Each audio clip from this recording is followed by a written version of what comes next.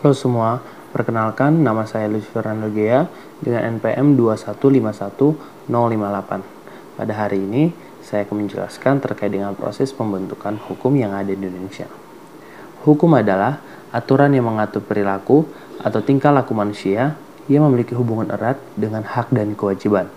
Di dalam hukum, hak dan kewajiban merupakan unsur yang tidak dapat dipisahkan karena memiliki perannya masing-masing. Contoh, saya sebagai mahasiswa memiliki hak untuk mendapatkan ilmu yang diberikan oleh dosen, dan saya juga memiliki kewajiban yang harus diberikan atas hak yang saya dapatkan dengan cara membayar biaya perkuliahan di kampus saya belajar. Bidang hukum yang saya minati yaitu hukum pidana. Pada hari ini, saya akan menjelaskan mengenai kasus pencabulan 3 orang anak kandung di Luwu Timur. Kronologisnya, ibu dari 3 orang anak melaporkan kepada pihak kepolisian terkait dengan adanya pelecehan yang dilakukan oleh ayah kandung kepada 3 anaknya. Orang tua dari anak tersebut melaporkan bahwa adanya pengakuan dari anak yang mengeluh akan kesakitan yang berada di bagian kemaluan mereka. Dan 3 orang anak tersebut mengakui bahwa sang ayah telah melakukan hal pelecehan kepada mereka.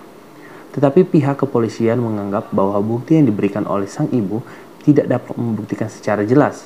Hal ini disebabkan oleh pada saat dilakukan visum pada anak tidak ada tanda-tanda yang membuktikan adanya kekerasan seksual, sehingga kasus ini ditutup oleh pihak kepolisian. Dalam kasus ini terdapat beberapa kejanggalan yang terjadi. Yang pertama, pada saat dilakukan visum tidak disertai dengan orang terdekatnya seperti ibu dari anak tersebut ataupun orang yang anak tersebut terpercayai. 2. Dalam pengecekannya tidak disertai dengan para ahli psikolog yang dapat membuat anak tersebut untuk terbuka dalam menjelaskan kasus yang terjadi. Ketiga, pengecekan dari pihak kepolisian sudah diadakan 2 kali dengan hasil tidak ditemukan adanya kekerasan seksual.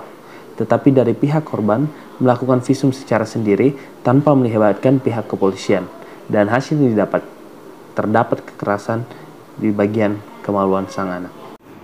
Asas yang berkaitan dengan hukum pidana pencabulan dapat dilihat berdasarkan asas legalitas yang didasarkan pada hukum yang sebagaimana dijelaskan dalam KUHP pasal 1 ayat 1 yang berbunyi, tidak ada perbuatan apapun yang dapat dipidana kecuali atas kekuatan aturan pidana perundang-undangan yang sudah dicantumkan.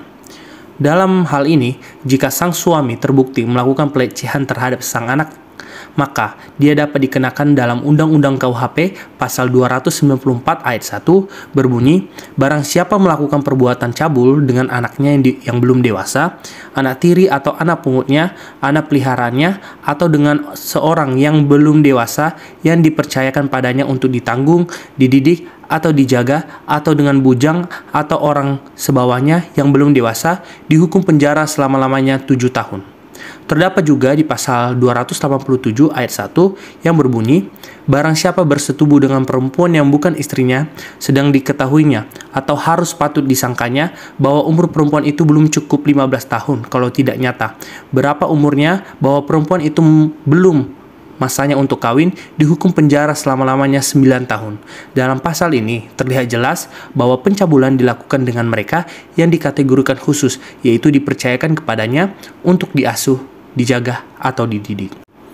Norma yang berlaku dalam kasus ini, yang pertama, norma kesopanan. Hal ini dikarenakan rusaknya nilai kesopanan di mata masyarakat, khususnya di lingkungan tempat tinggal, dikarenakan tidak sesuai dengan aturan yang berlaku.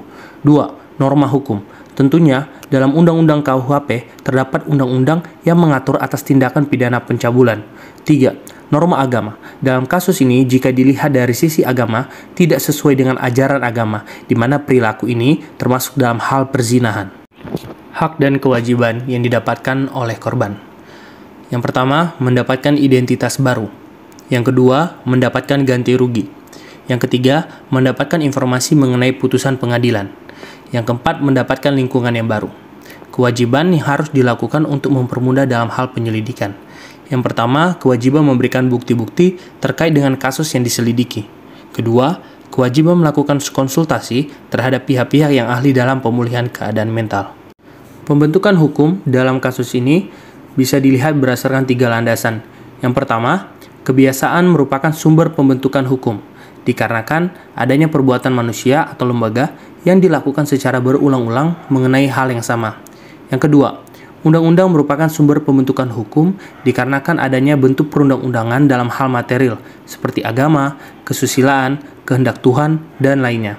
Yang ketiga, proses pengadilan jika ada sebuah permasalahan yang tidak terdapat di peraturan perundang-undangan, maka hakim dapat menentukan hukuman yang diberikan atau bisa disebut dengan jurisprudensi.